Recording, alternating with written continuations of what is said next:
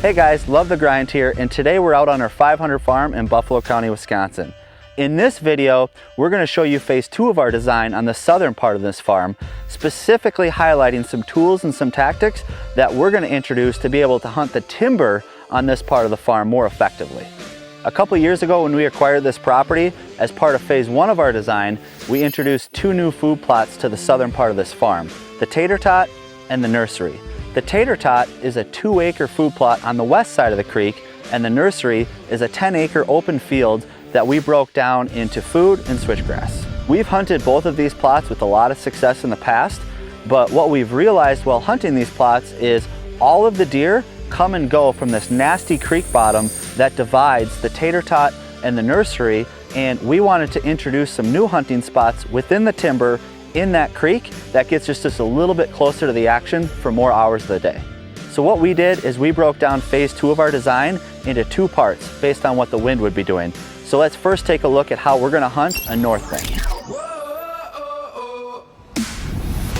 Now we're standing on the south part of this section, smack dab in the middle of the tater tot plot and the nursery plot on a brand new land bridge that we introduced to this area. Now this is a feature that we've introduced for 2 reasons. First, this creek is pretty steep, so by introducing a new land bridge that goes across it, the deer are absolutely going to utilize this for their travel. And second, there actually used to be a pipe here that washed away at some point in the past in a heavy rainstorm and left a ton of debris behind, causing this stream to actually stop flowing. So while it serves as a great deer hunting practice, this is actually a great conservation practice as well. So to ensure that this pipe doesn't wash away again, we didn't cut any corners. We've got 30 feet of 48-inch pipe, we've got a breaker run on top to be able to drive on, and we've got heavy riprap on the inlet and outlet to help armor the pipe. So if we get heavy rainfalls in the future, this should be plenty to withstand that.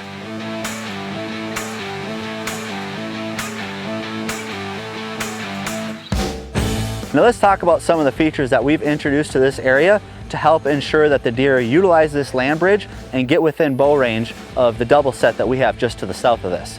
To the west of the land bridge, we actually put in a little social area, and it's only about 20 yards by 20 yards, but it gives those deer and those cruising bucks just one more reason to stop in, scent check the area, and present us with a little bit longer of a shot. From that little kill plot, or that social area we call it, we've actually got 2 trails that branch off it. One trail goes directly to the tater tot plot, and one trail parallels the creek about 100 yards and kind of snakes into the deer's bedding.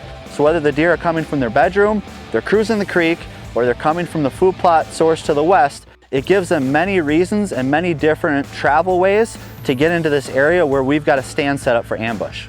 And on the east side of this land bridge, we've actually extended this trail from the land bridge into the nursery plot.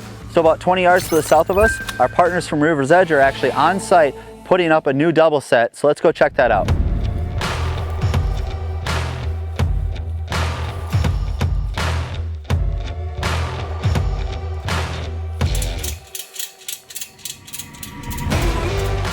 We've got Gabe from River's Edge here, and he's going to go over some of the safety, innovative, and comfort features that the new River's Edge lockdown system has to offer. So the lockdown system, it's our flagship ladder stand, and we designed this basically with safety in mind.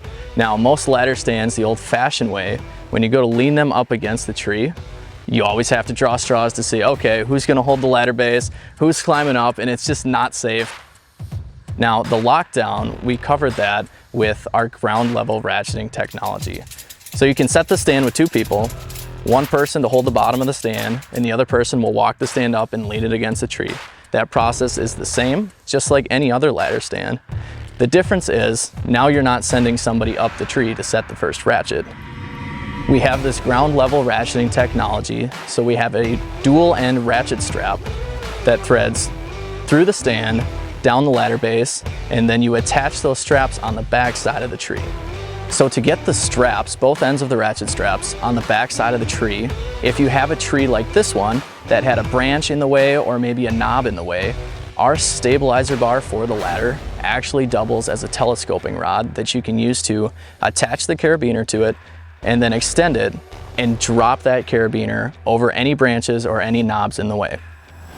Once both straps and the carabiner on the back side of the tree, attach the 2, and on the back side of the ladder, there's actually an attached black drawstring pull down on that drawstring, and the carabiner and ratchet straps will then go up the tree. Once it's on the direct back side of the platform, you're actually just going to shimmy both sides of those straps on the ladder side of the tree stand. Tighten those up, that way it's tight against the tree, and put both ends of the ratchet straps into the ratchets and tighten those simultaneously. Once that process is done, and you've literally just eliminated the factor that someone has to climb up that tree, that's a huge factor, and it literally straps this thing to the tree before you even climb up there. Yeah, I mean, whether you've got a small farm and you're hanging one set, or you've got multiple farms or a big property, safety's always first. And whether you're doing this 1, 10, 20 times, always keep safety in mind, and eliminating that variable of danger is huge for us, and we're really excited about what this stand has to offer.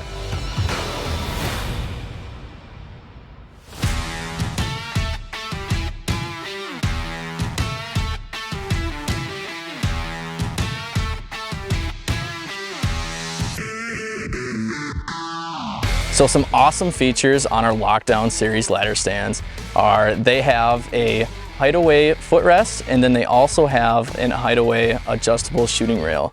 So the footrest flips up after being stored inside the platform. You can get in and out of your stand without tripping over anything, which is a big safety feature. Both the footrest and the ultimate shooting rail are vinyl dipped. The big part about having things vinyl dipped is that, one, you don't have foam, which critters will chew through, and then the other thing is that they're quiet. Now the ultimate shooting rail stores in the platform, and you'll loosen those knobs on the side, lift that up, and these actually telescope in and out.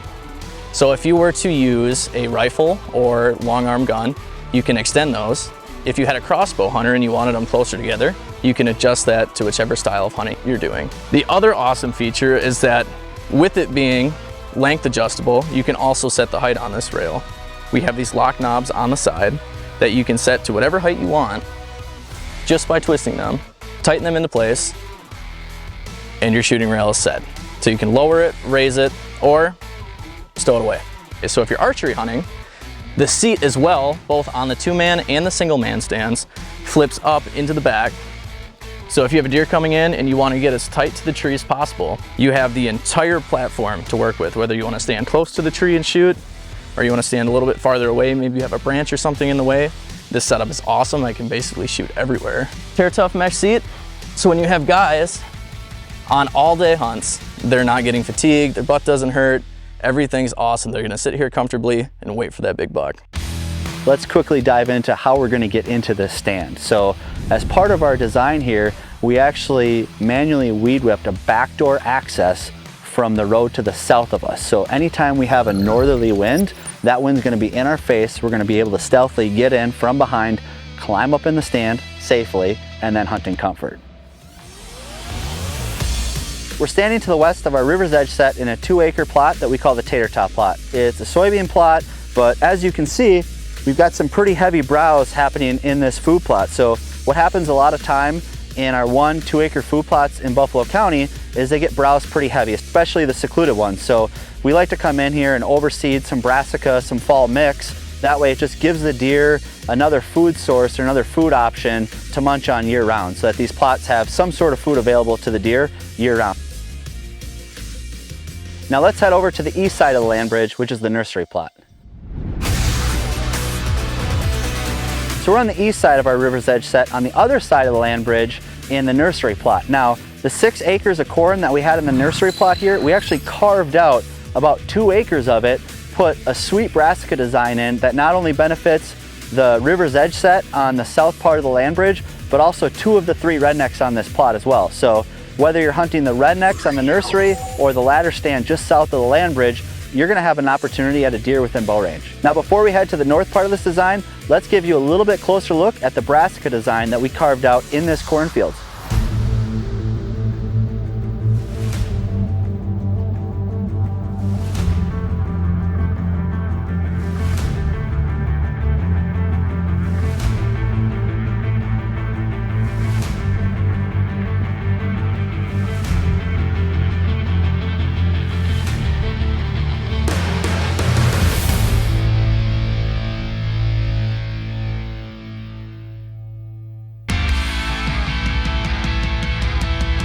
So now we're standing on the northwest part of the nursery plot, which is just east of the crown double stand. So for this part of the design, we took a micro approach to kind of a macro plot, if you will, right? So to get into it, we've got a backdoor access that we come in so that you can walk alongside this plot without the deer in the plot knowing you're coming into the stand.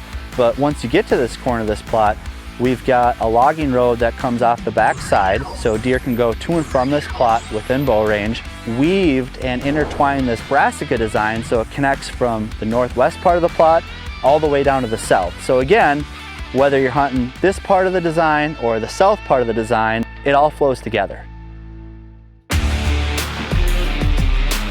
So now we've shifted to the north part of this section where we're gonna hunt if we have any sort of a south wind. So we've got a river's edge double set that lies right at the intersection of a habitat break. We've got thermal cover, we've got hardwoods, and we've got some thick underbedding that goes along this creek that all converge right at this point. So to access this crown stand, we can come in from the north off the road on a weed whip path that we put in, or we can come in off this new logging road that backdoors the nursery plot and comes in straight from the east. We've added some features to this stand to help control deer movement where we want them. You're right in the middle of all the action, all of the deer movement, and the deer can really pop up just about anywhere. But it's on the upwind side of the stand. That way we can put us in a higher percentage spot when we're hunting back here. So that wraps up phase 2 of our design here at the 500. Phase 1, we demonstrated a lot of success. We took a lot of jumps from what the original farm was to phase 1.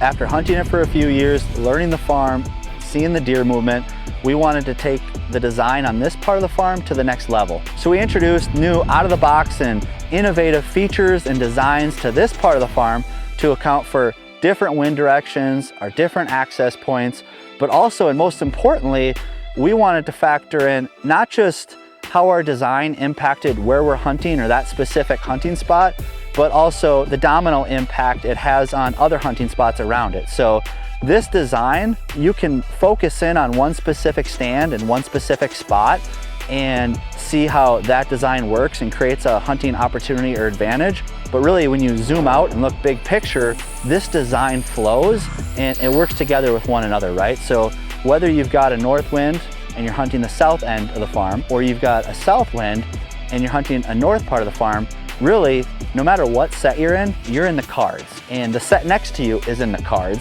And we've set up this design so that the deer move throughout this property in different parts of this design. So we got creative with some small features, small equipment, got creative with some big features, big equipment, but all in all, we applied some conservation practices, some new habitat designs, introduced new food in new ways, but also made it all flow together to make a really strong phase 2 of this design. So now we're really excited to see it come together this fall. We're gonna get some cameras out, scout remotely, and stay off this farm until hunting season. And stay tuned, because we've got some pretty special deer on this farm that some of these designs may have been set up for.